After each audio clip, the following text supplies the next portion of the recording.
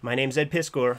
I'm Jim Rugg. Special guest today, man. The great Kevin Eastman, one of the architects of our childhood. It's hard to go too far beyond Teenage Mutant Ninja Turtles, of course, but huge fan of Tundra, owner-publisher of Heavy Metal for almost 20 years.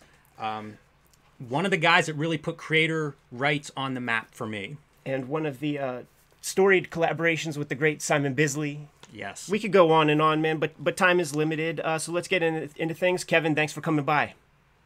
Pleasure being here with you guys. This is great. Thank you. Thanks for asking me on. You create the Turtles. Great success, wild success beyond anybody's imagination, has never been replicated. You go on Tundra, all of that stuff. Eventually, you sell the rights to Peter. Peter sells the rights to the Turtles to Viacom.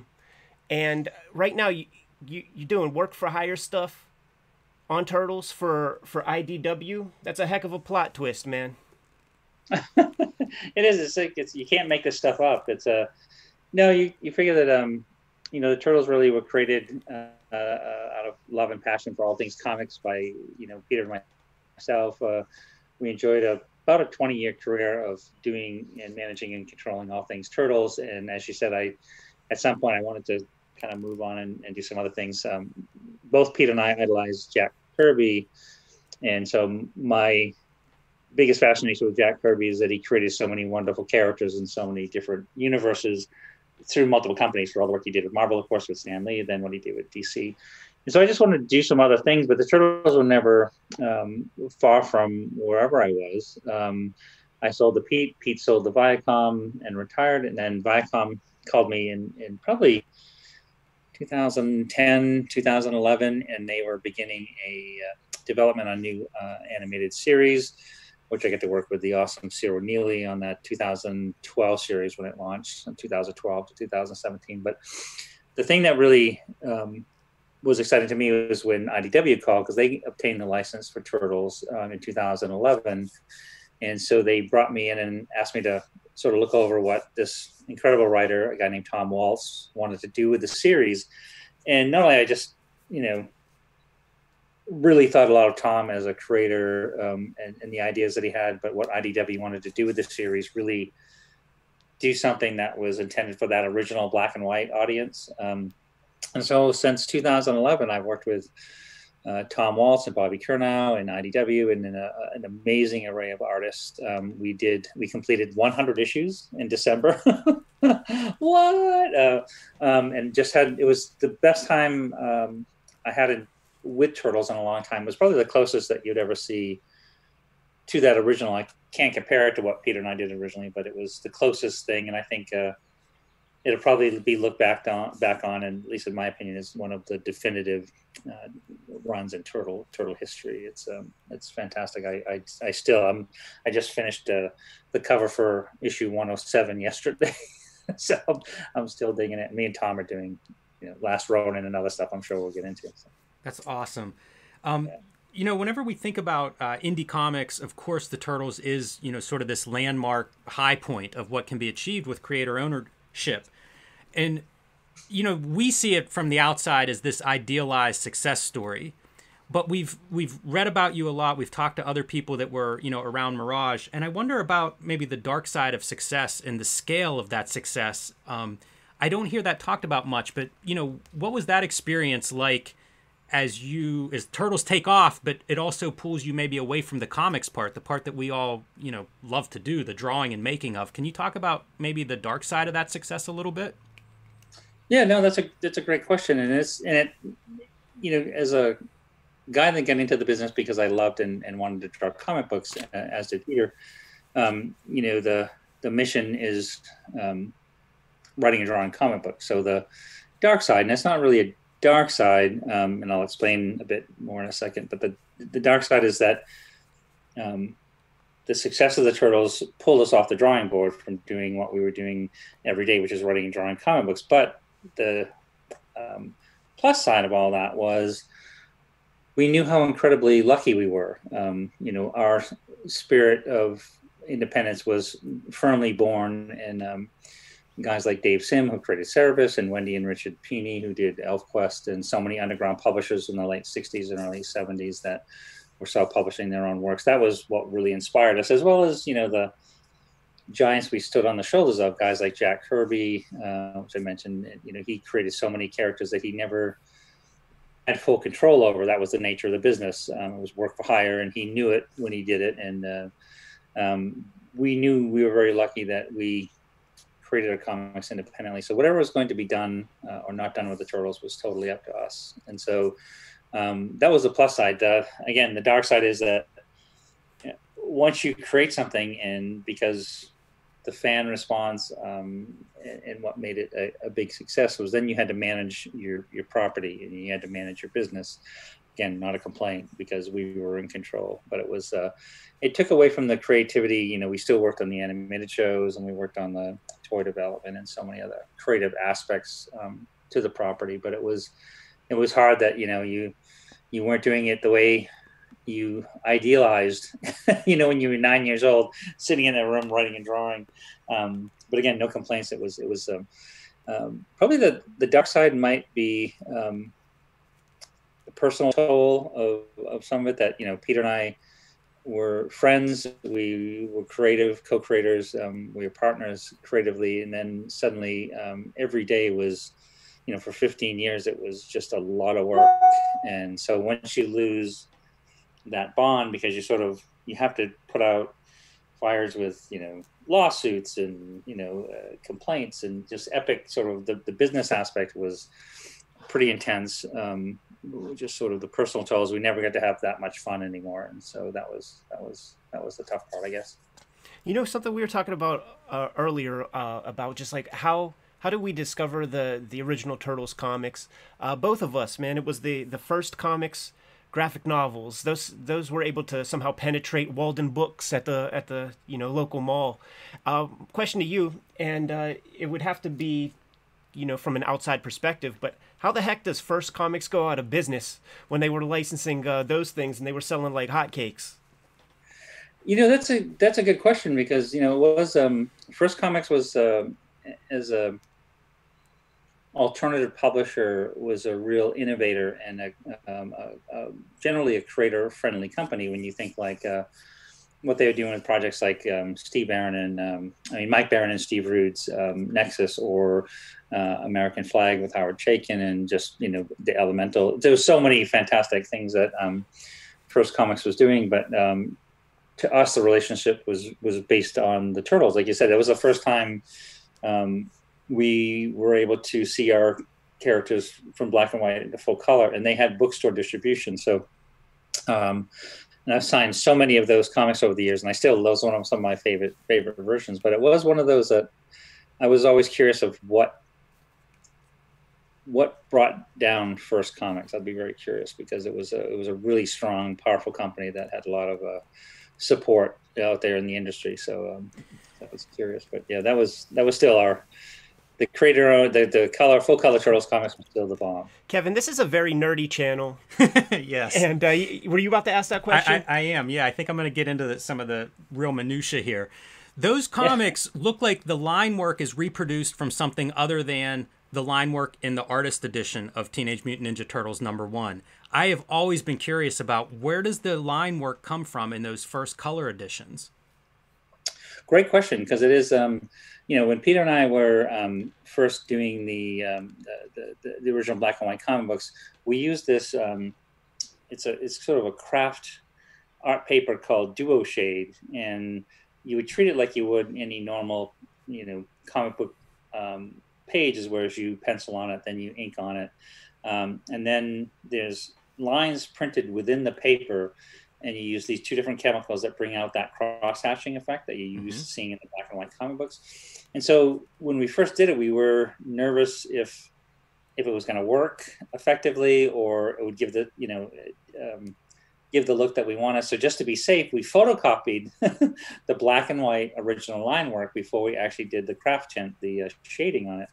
And that was just sort of practice for our own archives, because Peter and I are bordering on hoarding archivists, that we save everything. And so we photocopied every single page of every single issue in the original line work before we did the craft tint. And then the craft tint was the duo shade was the look that you saw printed in the black and white comic books that gave it that 2 extra shades of gray. So that was from original line work. And so when it came time to color it, it's funny because these days everything's done on computer color, but back in those days they did this process called blue line, which was they would print on acetate that line work and then put it on a piece of watercolor board and then expose it to light with this chemical. And so when you looked up the clear plastic overlay, there was this whole blue line printing of every image that was on the acetate. And so the colorists, like Steve Levine, who colored a lot of those early issues, would literally have to color a section of it and then sort of keep laying it down to make sure it all looked right and that they stayed within the lines. It's like, the worst version of trying to stay in the lines as a kid with your coloring book. It was an intense process, but it was really fun. So that's where it came from. Yeah. Thank you for being a hoarder. I've appreciated some of the books that have come out in the last couple decades that show some of that process stuff and some of that original art. So I'm glad that you guys have that mentality. And we answered a big question, man. Kevin, we on this channel more than once have compared and contrasted, showing very close to the camera the line art from issue 1 and like, how did they do it? That's the kind of channel that you're dealing with right now, and we cover all kinds of stuff. One of the things we talked about was the Comics Journal interview, legendary Comics Journal interview that you did with my great publisher Gary Groth over there at Fantagraphics, and some of the stuff that came up in that discussion back then had to do with the Words and Pictures Museum and all that, and just like the amazing art collection that you procured at the time, and big numbers, you got those pages, all that stuff. I imagine some of the stuff from the IDW artist editions, and I'm just like looking at all of my artist editions up there. Some of that stuff must have come from your collection, like the Elektra Lives Again and some of that material, or Elektra Assassin. My bad. Yeah.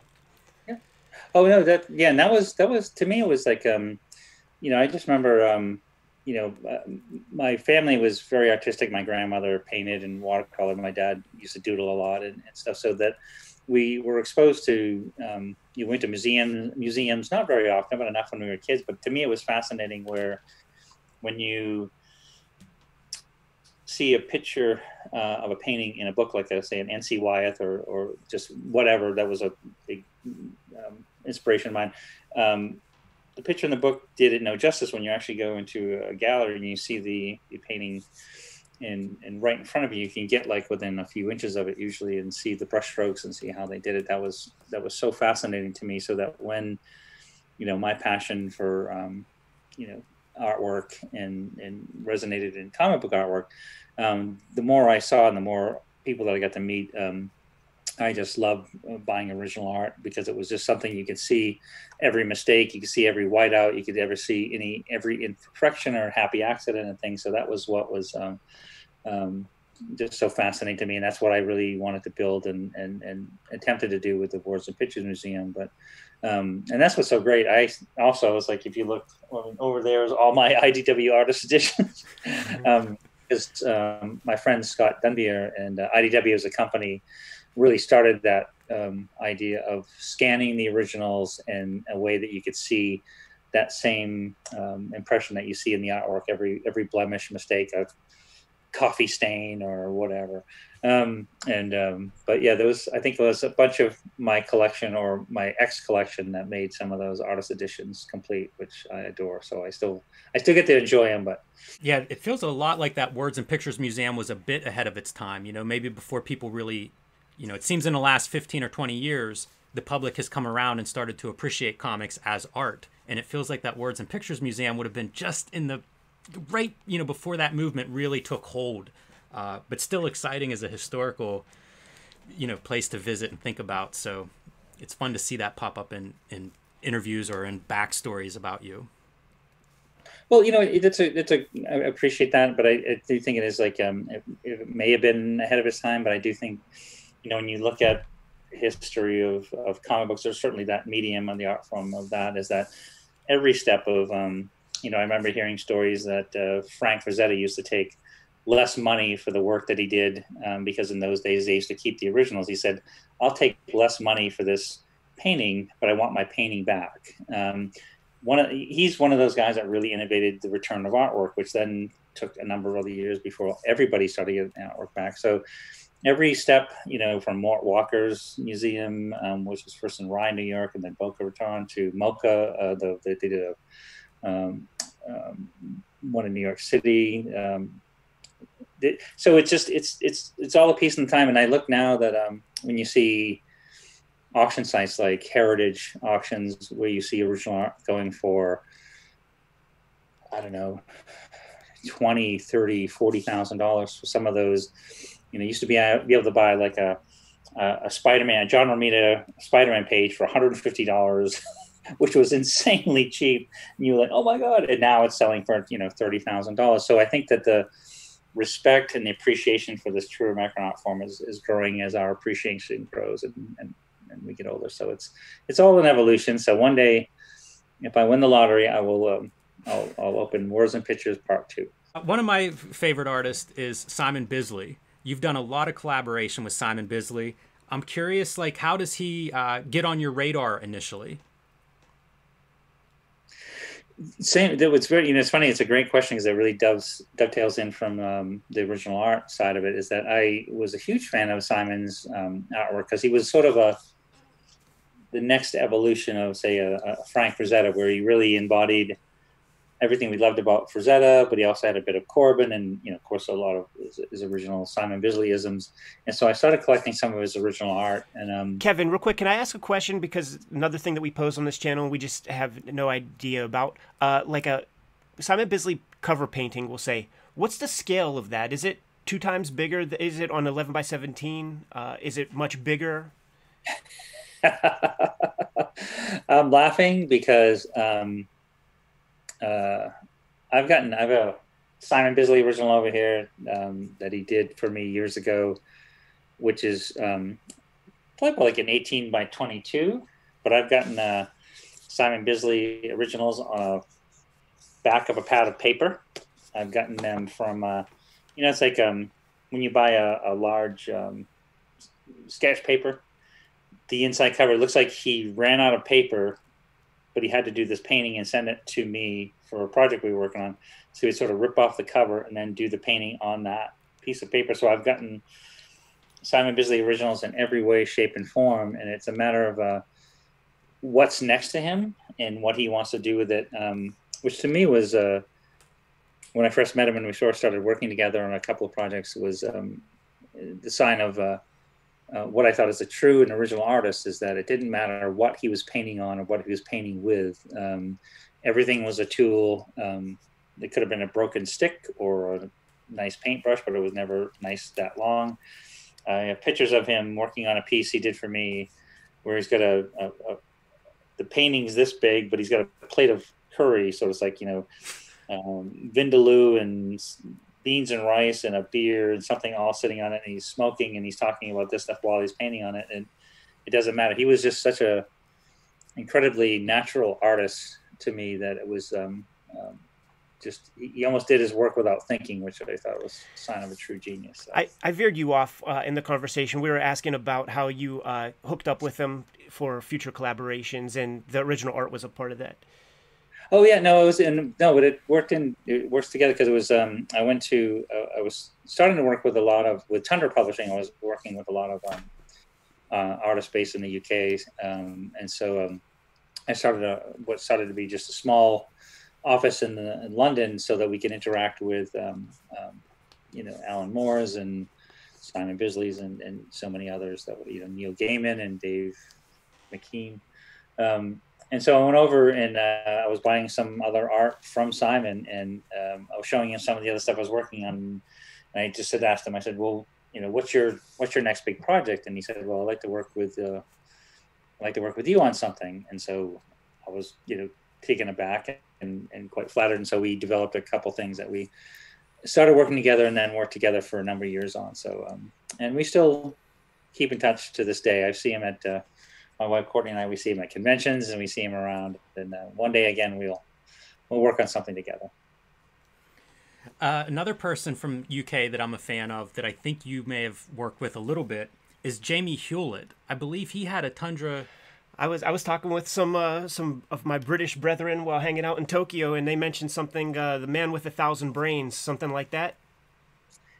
Yeah, there was, Jamie had a number of ideas because, I love Tank Girl, huge Tank Girl fan, and what he was doing in is just he was one of those guys that was like, I just like the British mentality of a lot of these guys, in that it was sort of, they could look to the kinds of comic books that were being done in Europe, which were much more appreciated, much more diverse, and you can go from very esoteric to very historical to very avant-garde to everything in between. Very little superhero material in the European side, and then they would look to America, and you would see the things that like Alan Moore and a lot of British creators are doing after leaving 2000 AD, which we love Judge Dredd and ABC Warriors and all those things. And so they were sort of right in the middle of these two worlds. And so they could really appreciate and elaborate on both. So we explored a number of ideas with Jamie. I don't think we ended up actually completing a project with him because Tundra was so short-lived. But still to this day, I think shortly after he started working with Gorillas, and then that's a whole other legendary tale of awesomeness. Some of our favorite stuff to do on the channel is to go out to comic shops, go dig in the quarter bins. Very often the comics that we find in the quarter bins come from the Black and White Explosion 1986. And we found gems personally. Like we dusted off some really cool stuff that really hasn't been talked about very much elsewhere. I wonder, from those Black and White Boom comics, when you were out there in the trenches doing cons and stuff, any standout Black and White Boom comics that don't get enough attention that we should have our eyes peeled for? Well, it's funny is like that some of them evolved into more mainstream like projects. Some retained that underground aspect and sort of drifted away when either the creator drifted away into some real life job or didn't. Because comics it's a hard scrabble way to make a living. But for me it was like like. Certainly with the success of the Turtles, there was a number of parodies of our parody of comics.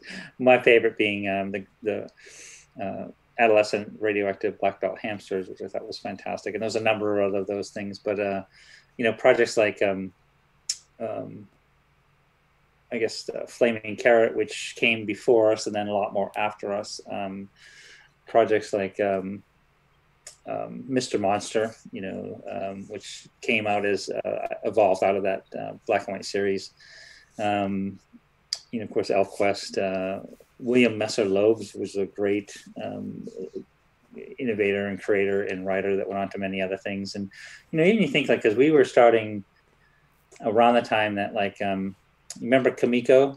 When Kamiko started, and you had Matt Wagner, and you had Bill Willingham with the Elementals, and Grendel, and so many of those projects that started as Black and Whites that went on. So I think it was really an important time in the history of comic books when the Turtles emerged, again, building off, Dave Sims started self-publishing service in 1976. Robert Crumb, the Fabulous Furry Freak Brothers, countless others, Rip Off Press, Last Gasp, Kitchen Sink. Those guys have been publishing underground comic books in the late 60s, early 70s. Dave Sims sort of inspired us as we went into the early years of the 80s with the emergence of the Turtles.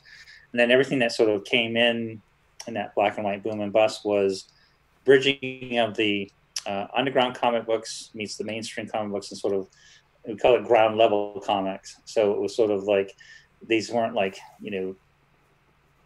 adults only comic books, and these weren't for kids only Comics Code Approved comic books. These were something right in the middle. So it was an important step into this explosion of, what was to come next, the evolution of what was to come next. So, and I still know, people that were doing comic books back then are still doing them now. And we see each other at conventions and laugh about how old and fat we've gotten. So, and we're still working, and we're still writing comic books, which is the best thing ever. Yeah, it's the ultimate endorsement. Kevin, you have kind of a huge, wide career. We're not going to be able to get into all of that today. I wonder, when you look back on it, when you reflect on your successes, what are some of the highlights and points of pride for you? That's it really was. I always point to the ultimate success to me, and I'll say this for both Peter and I. In 1985, we solicited for the second issue of the Turtles. We sold 3,000 copies of the first issue in its first printing. We did a second printing in 1984 for 6,000 copies. But we were still both working a variety of other jobs. I worked in restaurants. I actually worked at a night shift at a hotel, which was great because I did the third shift so I could draw at night in between checking in drunks or whatever. But in 1985, we got our orders in from the distributors for issue 2, and it was 15,000 copies. And Peter did some quick calculations and said, we were both blown away. He said, this is amazing. If we were able to do like 6 of these a year, we're making about $2,000 each as a profit on these kind of numbers, then we could stop and quit all those other jobs and just start comic books for a living, which we did. And then so around January of 1985, I started drawing comic books full time, as did Peter, which to us was that ultimate fantasy of the childhood dream coming true. And so we get to be, in our minds, we were Jack Kirby, even if it lasted 6 months or lasted a year or lasted 2 years, we were getting up every day and paying our rent and drawing comic books for a living. So that was really, once you sort of hit that highlight, that was the best. There was nothing greater than that. But then we were so incredibly blessed with the continued good sales and large sales. And then, when the contacted and it became a cartoon series, and a toy line. I remember this is a great measure of success that sort of grounds you properly. Is my grandmother used to send me $20 regularly in a birthday card. When she saw that the Turtles were a question on Jeopardy, she knew I was successful, so she no longer had to send me $20 and a birthday card. So that's a measure of success, right? And furtherance to that, because I talk a lot, the fact that I'm sitting here talking to you guys 36 years after the first issue of the Turtles came out. And as I pointed out, I was working on a Turtle cover before I jumped on the phone with you. And when I get off the phone with you, I'll get off the line with you. I'm going to go back to drawing comic books. And I've been doing it for now 36 years. And that's the greatest. One of the greatest kind of time capsule pieces to kind of explain to people the trajectory of the Turtles' success really is the editorial pages on the inside covers of those fucking comics, man, where you see the perhaps even like youthful naivete for a little while. And then I think it's in Raphael 1, the editorial in there, where it's like, hey guys, it looks like we had to keep our mouths quiet for a little while, man, but it looks like this cartoon is definitely going to happen. But you got to let your like local channel know that it's going to happen so that you could carry it. And then things just went on from there. I think the one piece of merchandise that people could buy were those like little pewter figures. But just as a reading experience, those editorials, I don't know if you've done it yet, or what. Perhaps you could point us in a direction, but those need to be collected in a linear fashion, because that really sells the American dream aspect of like what you guys were going through. That's a great idea, and honestly, it hadn't occurred to me now, because it is funny when we do look at those, because we have some of those issues, and I'll pull something out and I'll just scan it, whether it be actually Stan Sakai was visiting us over the weekend. We some of our first still social distancing getting together, and he had seen a reprint of one of the early issues of the Turtles that he had a pinup in. He's like, oh my God, that was 1,000 years ago. And we were laughing about it. But it is right that those things that we put in those were very timely, right up to the moment of what was going on at that exact time during those early years, which is That's good. I think that if nothing else, I'll definitely talk to our crew, and we'll put some of those online, because that's a really brilliant idea. I would kill for that. I mean, some of those editorials a little expensive. It would take 5 months rent to get that that first editorial. Ask a quick one, Jimmy. I have to mention creator rights, Kevin, because as I mentioned at the top of the show, Turtles are one of the first books and first creators that really brought that notion to me, and probably to a lot of people my age. You have mentioned underground comics. I wonder if you can talk about creator rights and how conscious you and Peter were of that and of spreading that around. It seems like a lot of creators joined you there in the mid to late 80s. Can you talk about creator rights, not just on your career, but also on like putting that out into comics at large?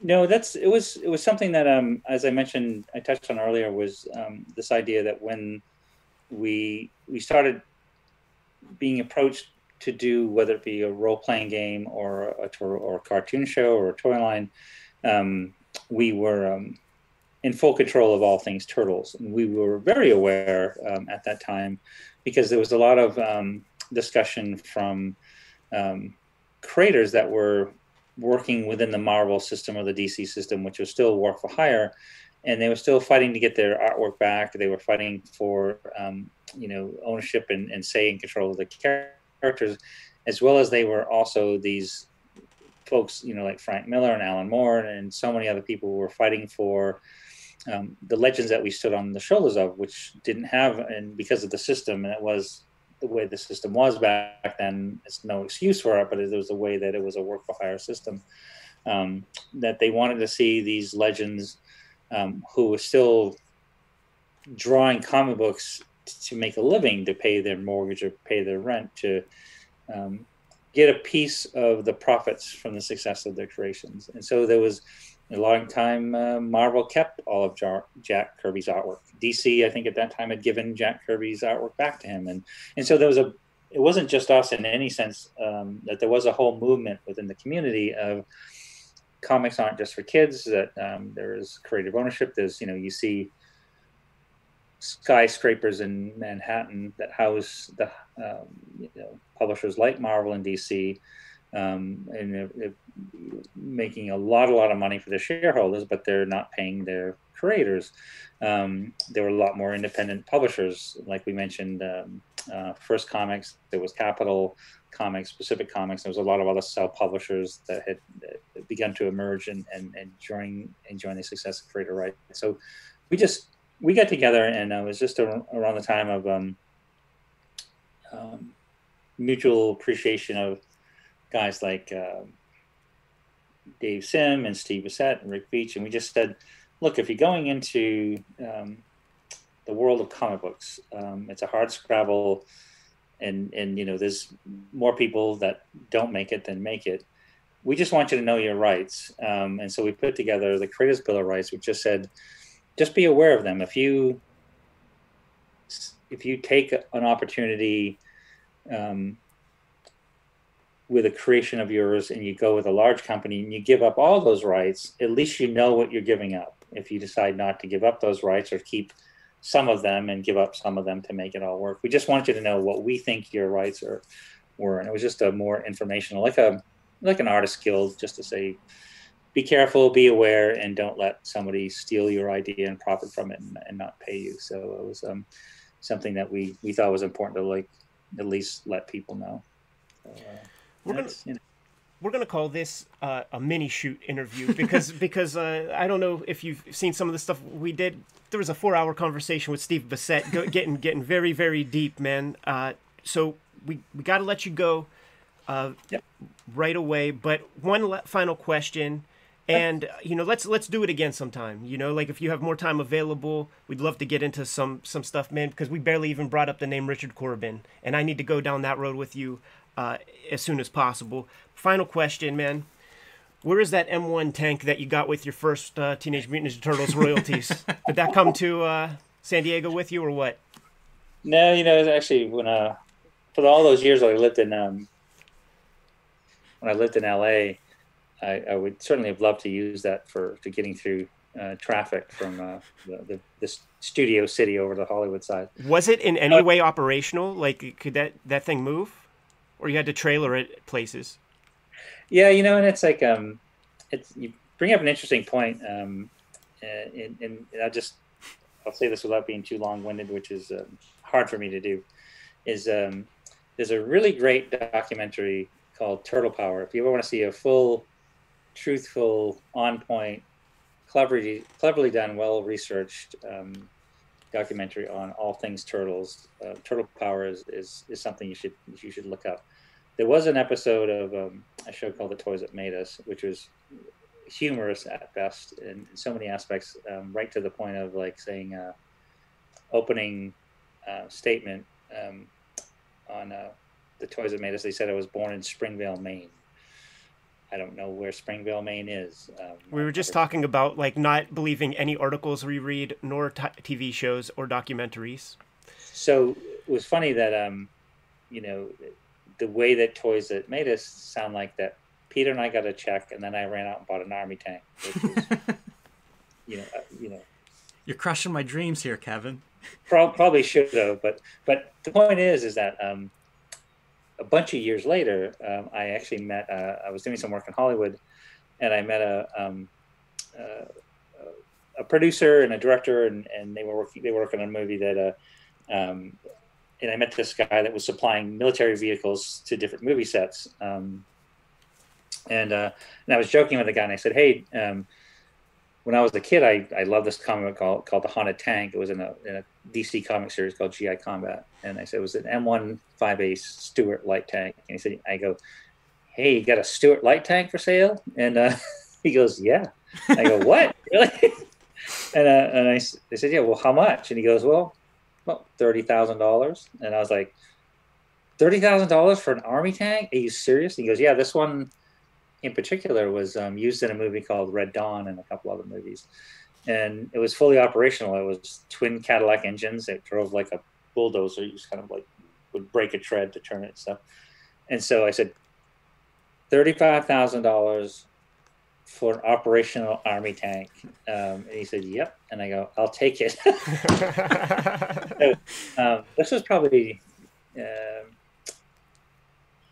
91 or 92 that I bought it. So it was many, many years later, but I had it for a long time. And I actually I lived in up in the woods in Massachusetts, and I used to drive around the woods. It was great.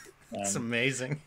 And then years later, I sold it to a museum. But but the thing that always bums me out is they don't mention that in I think it's probably 92 or 93, I bought the Batmobile from the first Michael Keaton Batman movie, which was even more awesome than the tank. I love the tank, but the Batmobile was pretty righteous as well. Was that thing operational? It was, yeah. It was built on a 1973 Chevy Impala frame. It was 22 feet long, fully operational. It was full decked out for full shooting. It was the one that you saw driving. I think they had like 5 different versions, close-up versions and stuff. So it had all the equipment, all the fake equipment, the slider on top, and you could drive it around town. That's fucking dope, man. Kevin, we could do this all day. We want to do this all day. Let's agree to do it again sometime. But we got to let you get going back to drawing that Turtles cover. Yes, no, actually, I'm jumping back to I'm working on a new series called a Turtle series called The Last Ronin, which is based on a story that Peter and I wrote in 1987. Tom Waltz, the head writer of the last 100 issues of the Turtle comics, we're adapting it into a 5-part series. It'll be about 200 pages when it's done. So I'm going back to work on that this afternoon. And all things Turtles. And I'd love to come back and talk to you guys some more. Certainly, awesome. I have to listen to your Steve Bissett interview.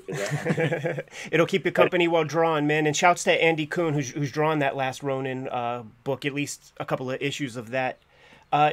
Kevin, do you have any plugs to drop before we get out of here? Where can people find you? www.kevineastmanstudios.com. It's our home website. We have a fan club there. We have just tons and tons and tons of free content you can look and see, and stuff for sale and original art and stuff. But if you want to find out what I'm doing, where I'm doing, and different events that we've been doing, a lot of watch TMNT with me. We watched the first and second movie. We're going to watch the third one soon. So it's a great place to hang out if you want to find out what I'm up to, or the latest and the greatest, or behind the scenes. Then tune in there, and you find me there. KevinEastmanStudios.com. All right, thank you very much, Kevin, and thank you again for your example in terms of creator rights. You know, I'm sure I speak for a couple generations that Turtles have been a big inspiration to a lot of us. So thank you for that. Thank you, guys. I really appreciate that very much, and it was great talking with you today. And let's talk again.